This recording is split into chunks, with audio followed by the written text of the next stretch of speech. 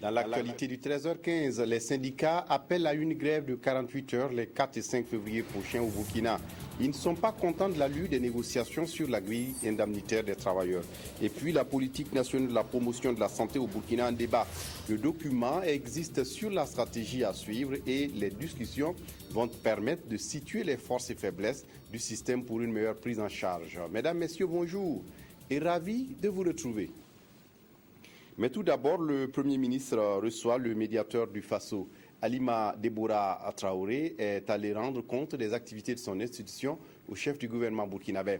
Les défis du médiateur du Faso ont été au centre de cette audience, au cours de laquelle Mme Traoré a sollicité davantage le soutien du gouvernement pour ses missions. Salinana. Conformément à la disposition de la Constitution, remis officiellement le rapport d'activité 2012 à son Excellence, Monsieur le Premier ministre. Et nous avons saisi, bien entendu, l'opportunité qui nous est offerte pour aborder des questions relatives aux perspectives de 2014 et à nos différents défis. Sans vouloir donner une liste exhaustive, je dirais que le défi majeur relatif à l'érection des nouvelles délégations et bien entendu à leur équipement pour les rendre opérationnels. Il y a aussi le renouvellement de toutes les autres délégations et ce renouvellement est prévu et est déjà avancé parce que nous sommes en train d'enregistrer les dossiers des candidats. Nous évoluons essentiellement sur le budget de l'État, mais nous comptons encore un accompagnement du gouvernement pour que nous puissions réaliser ces défis dont je viens de parler. Alima Deborah Traoré, interrogée par Sali Nana. Les forces armées nationales ont présenté leurs vœux au chef de l'État, d'état-major général des armées ce lundi 20 janvier. Une occasion de bilan car 2013 aura connu des hauts et des bas pour l'armée nationale. C'est Sylvestre Da. Moment tant attendu de retrouvailles et de communion entre officiers, sous-officiers, militaires du rang, aviateurs, sapeurs-pompiers et personnel civil des différentes entités des forces armées nationales, le rendez-vous annuel de présentation de vœux au chef d'état-major général des armées est une occasion pour faire ensemble la rétrospective de l'année écoulée. Sur le plan de la gouvernance globale de l'institution militaire, il faut noter que l'année 2013 a conforté la poursuite, la mise en œuvre du plan stratégique pour la réforme des forces armées nationales. Dans le domaine de la formation, l'organisation et la conduite des stages intérieurs se sont déroulés convenablement. Parallèlement, les forces armées nationales ont bénéficié de plusieurs offres de places de formation dans les écoles étrangères, dans le registre opérationnel. Il faut souligner que l'année écoulée a fortement été marquée par les défis sécuritaires liés au contexte sécuritaire sous-régional. Dans le domaine de l'équipement et des infrastructures, on note avec satisfaction les importants efforts budgétaires consentis par les chefs suprêmes des forces armées nationales et le gouvernement. Des efforts qui ont permis à l'armée burkinabé d'acquérir des équipements, de renforcer ses capacités opérationnelles et de poursuivre les travaux de construction de casernes notamment.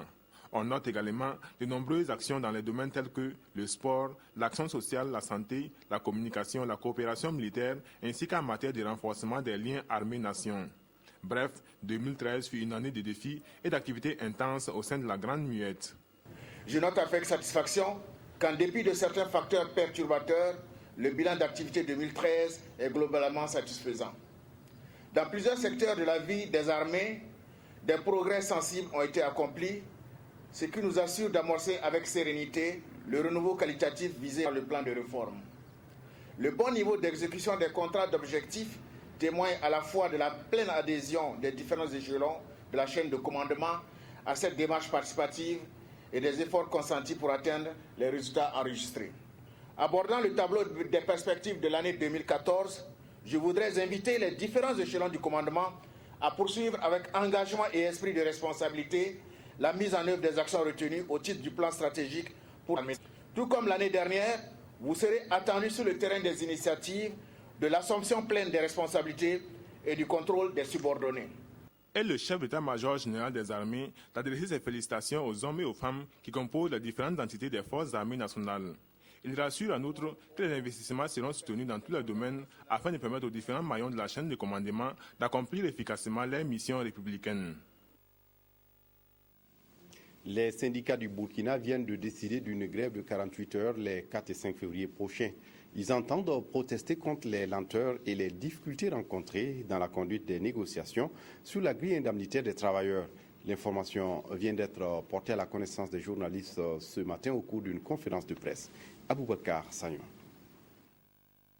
La coordination des syndicats de la fonction publique n'est pas satisfaite de la conduite et des résultats des négociations entamées avec le gouvernement sur la grille indemnitaire. Ces négociations, débutées le 13 mai 2013, devaient s'achever le 30 juin de la même année, mais 7 mois après, et à l'issue de nombreuses rencontres entre la coordination et le gouvernement, aucune avancée significative n'a été notée. La première, convoquée pour le 23 décembre 2013, s'est terminée à peine après avoir commencé. En effet, les techniciens du gouvernement qui animaient cette rencontre n'avaient visiblement aucune directive concrète pour avancer dans la discussion. La seconde, programmée pour le 13 janvier 2014, a été prévue pour se tenir au niveau ministériel et s'achever le 17 du même mois. En dehors de la cérémonie de lancement le 13, aucune autre suite ne sera donnée à ce calendrier de discussion. En plus de ces retards, les deux camps ne sont pas parvenus à accorder leur violon sur plusieurs points. Le gouvernement est parti du constat fait par lui qu'il y avait beaucoup d'injustices. Ce sont ces termes dans les documents qui nous ont été adressés. Qu'il y avait beaucoup d'injustices et que le système de cotation qui se veut scientifique, très objectif, devrait pouvoir permettre donc d'éliminer ces injustices-là. Au résultat, quand nous avons eu la grille et la grille indemnitaire, eh bien, l'injustice est toujours là. Et de façon criarde, un exemple. Vous prenez un corps, un emploi, qui a un système de cotation, un coefficient d'équité plus élevé qu'un autre emploi, mais l'emploi qui a le coefficient d'équité inférieur a une indemnité supérieure. Or, logiquement, si c'était scientifique et objectif, on devrait s'attendre à ce que le coefficient d'équité élevé ait l'indemnité la plus élevée. Face à ces blocages, les organisations syndicales ont décidé d'observer un arrêt de travail les 4 et 5 février sur toute l'étendue du territoire.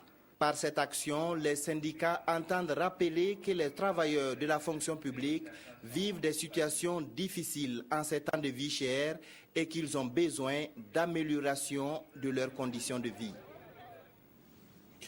Le SEMICA 2014 se tient en mai prochain et déjà les organisateurs sont à l'œuvre. Ils ont rencontré ce lundi la presse pour fournir des informations sur l'édition 2014 du salon. Plus de 6000 professionnels du secteur des mines, de l'énergie et des carrières et plus de 50 pays à travers le monde entier attendus. Nathalie Sawadgo. En prélude à la tenue de la 3e édition du Salon international de l'énergie, des mines et des carrières, SEMICA, qui aura lieu du 29 au 31 mai 2014 au Centre laïco de Ouaga 2000, les membres du comité d'organisation ont convié les hommes des médias. Objectif, donner l'état d'organisation de l'édition, rassurer les partenaires et informer le public burkinabé de la tenue de l'événement. Nous aurons, comme à chaque édition du SEMICA, des activités thématiques. Nous aurons de grandes conférences animées par d'éminents experts internationaux et nationaux. Nous aurons des tables rondes et des sessions thématiques. Nous aurons des expositions. Nous aurons des cocktails de réseautage. Et tout ça va concourir à faire de la 3e édition le succès que le Burkina mérite.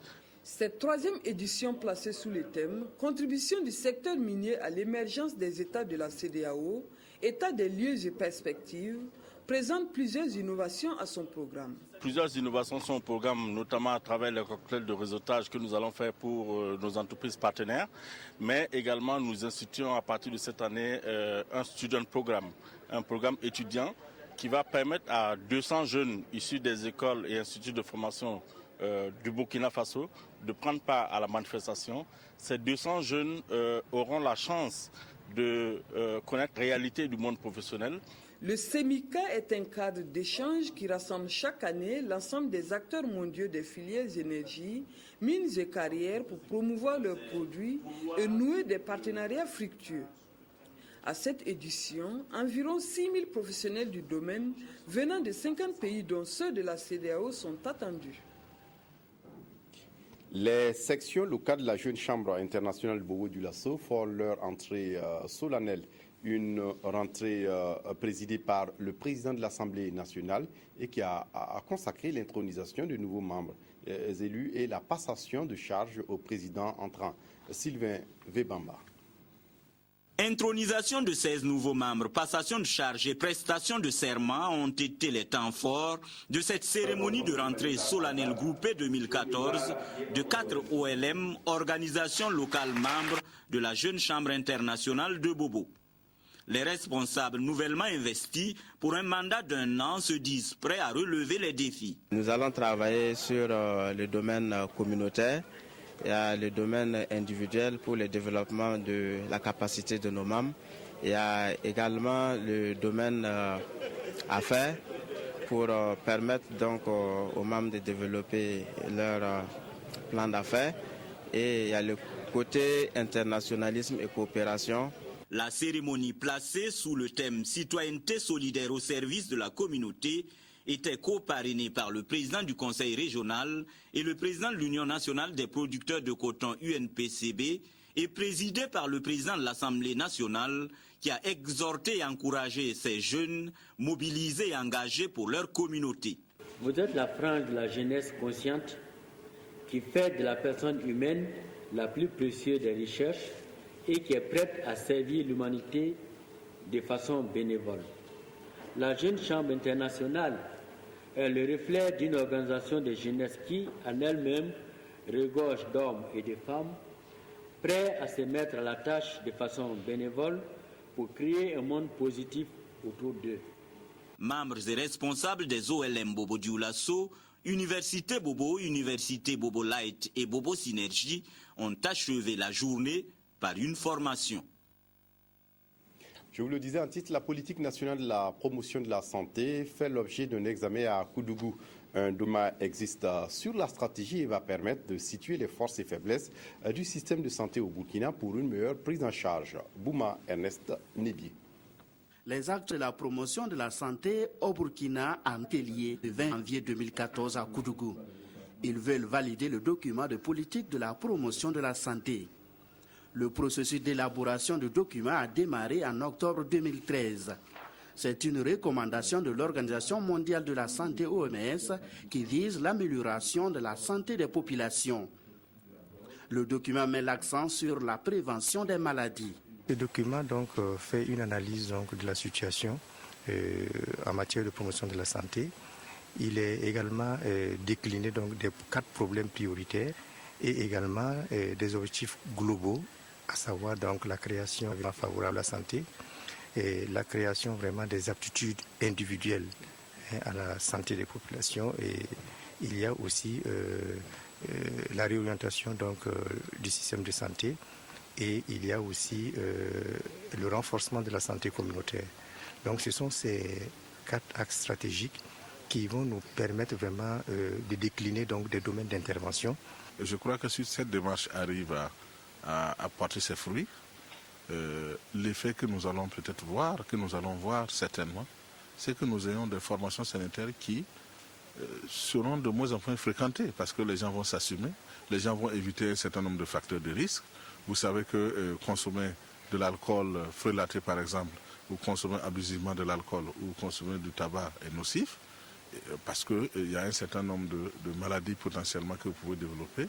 En inculquant toutes ces idées, en inculquant tous ces comportements qu'il faut éviter, je crois que ça va permettre contribuer véritablement à une amélioration de l'état de santé de nos populations. Les participants venus du ministère de la Santé, des organisations de la société civile et d'autres départements ministériels vont passer en revue les différentes parties du document, faire une analyse de son contenu et y apporter des corrections.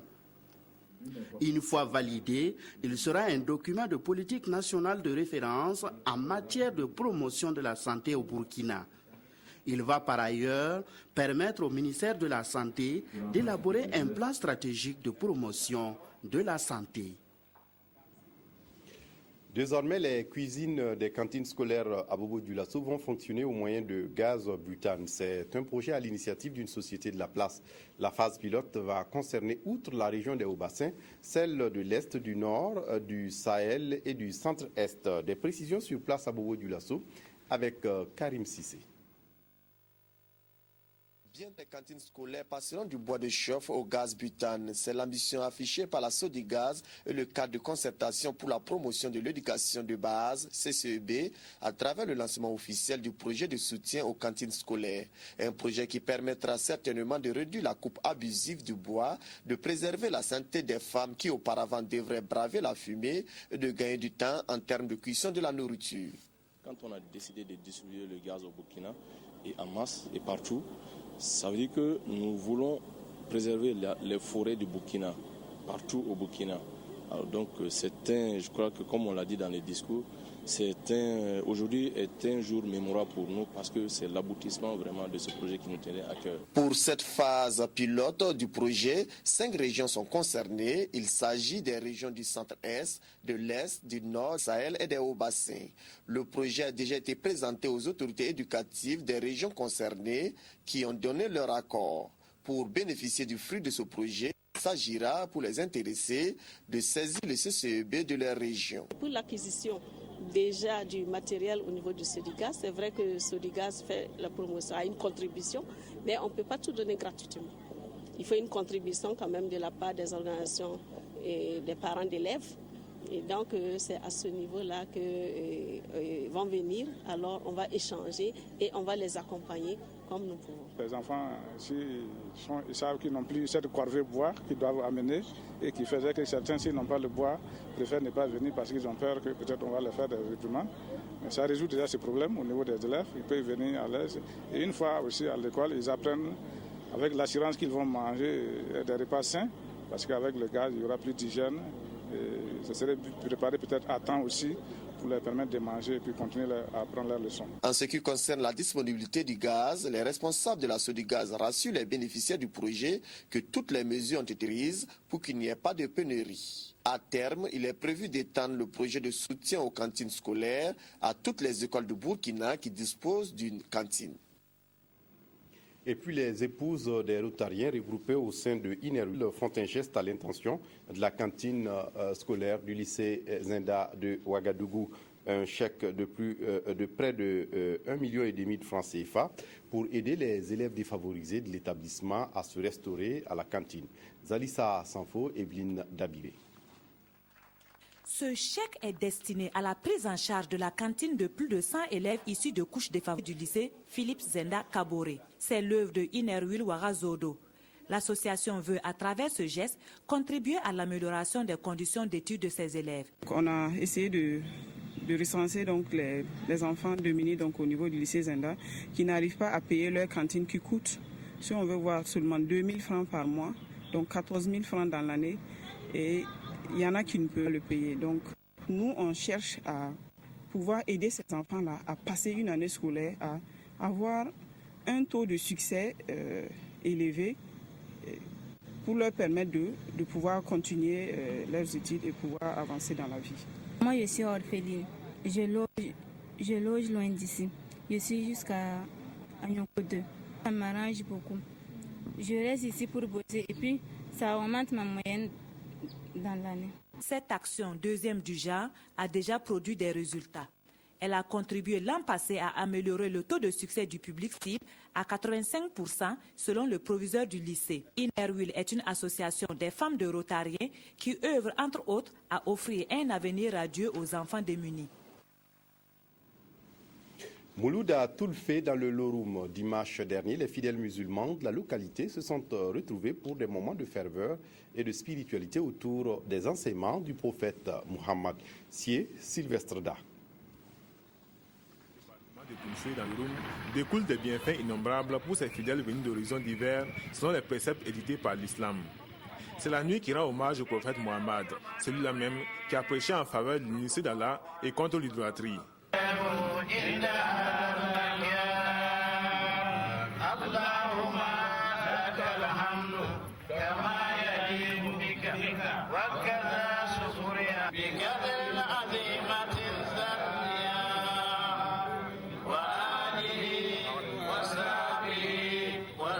À travers plusieurs actes de dévotion, les fidèles ont justifié la célébration de l'anniversaire de la naissance des messagers, à la suite de qui ils ont choisi de marcher.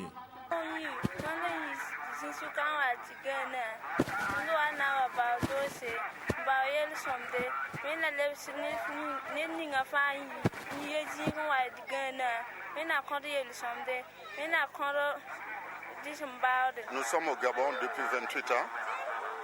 Donc je suis à Toulfé aujourd'hui pour encourager mon aîné Yunga Issouf pour la paix et qui fait de très grandes choses pour l'islam. Occasion idéale pour les fidèles musulmans de s'abreuver aux sources des différents cheikhs et imams ici mobilisés aux côtés du cheikh Issou Yunga de Toulfé. Un guide spirituel qui a choisi cette année d'axer ses prêches sur les questions liées à la paix et surtout à la santé au sein des familles et à travers le monde. Nous rendons grâce à Allah qui, dans la santé, nous a une fois de plus réunis pour magnifier le saint messager qu'il nous a envoyé, le prophète Mohammed, paix et salut sur lui. Cette année, nous avons opté de parler essentiellement paix et santé dans nos familles. Dans le Burkina entier et à travers le monde, rien ne peut se réaliser sans la santé. Donc, à l'unisson, nous allons prier le bon Dieu afin qu'il nous pardonne et qu'il nous apporte une santé de fer, mais aussi la paix. À l'occasion, la vie du prophète Mohammed, dont la naissance est intervenue en avril 571, selon les savants de l'islam, a été révisitée. Question de permettre aux pratiquants de l'islam de s'approprier ces parcours faits de générosité, de franchise, d'honnêteté et de pureté. En culture, Ouagadougou vibre depuis 4 jours au rythme du 2e FIDO, le Festival international de danse de Ouagadougou. C'est une initiative de l'École internationale de danse de Ouagadougou avec Irène Tassado. Reportage Évariste Kombari. Démonstration de danse dans une ambiance effervescente. Normal, nous sommes au FIDO, le Festival international de danse de Ouagadougou. Un festival qui fait vibrer l'Institut français et la ville de Ouagadougou depuis bientôt 3 jours. Nous avons eu déjà hier la danse indienne. Nous avons eu Golan Youssef qui était là pour l'ouverture, qui est la star de la comédie musicale Dracula, qui est là, qui a fait l'ouverture. Et nous avons aussi beaucoup de compagnies qui sont venues un peu de partout en Afrique. Pour cette 3e soirée, 5 groupes investissent la scène. C'est la jeune Gabonaise Gaëlle Ikonda qui fait apprécier en premier son solo. J'ai présenté ma pièce solo qui s'appelle Résistance, qui parle un peu de mon vécu, de tout ce que j'ai eu à endurer avant de décider vraiment d'être danseuse professionnelle. Ouais. Et voilà, c'est la première fois que je joue le solo, pardon. Et Madame Irène Tassemedo m'a offert ce tremplin pour que je puisse présenter le solo. Le public aura droit ensuite à 2 autres spectacles et à 2 solos, dont celui de Ahmed Soura, le Burkinabé de service. Le titre du spectacle, c'était En opposition avec moi. Et en opposition avec moi, je me suis inspiré sur un film qui s'appelle Concert. Et dans ce film, ça parlait de la vie d'un artiste qui est mort gelé. Et voilà, c'est parti d'un film et pour moi ça m'a beaucoup marqué. Et voilà, c'est l'histoire de l'autre. Et en même temps, j'ai voulu rendre ça un peu plus grand. Et donc, je me suis basé sur le contrebasse. Et donc, j'ai beaucoup, j'ai utilisé ma voix pour faire le son du contrebasse. Et aussi essayer de me modeler vraiment comme de la musique en fait, sur les équaliseurs, les sons, comment ça avance, ça recule. Le FIDO 2014 enregistre la participation d'une trentaine de groupes et de compagnies venus des 4 coins du monde. Danseurs expérimentés et jeunes espoirs se côtoient et partagent la scène, un choix voulu par les organisateurs. Nous, les vieux, on ne danse plus. Nous essayons d'être des coachs, nous essayons d'être des exemples, nous essayons d'être corrects pour être un exemple pour les jeunes, pour qu'ils puissent avancer. La danse de demain, c'est pour eux, c'est pas à nous.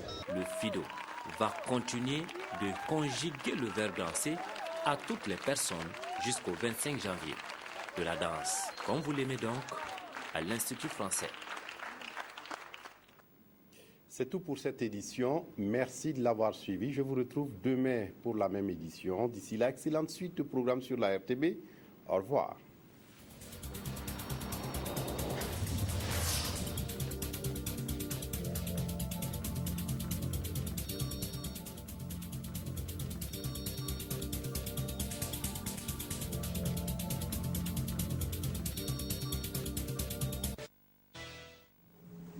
Michael Williams.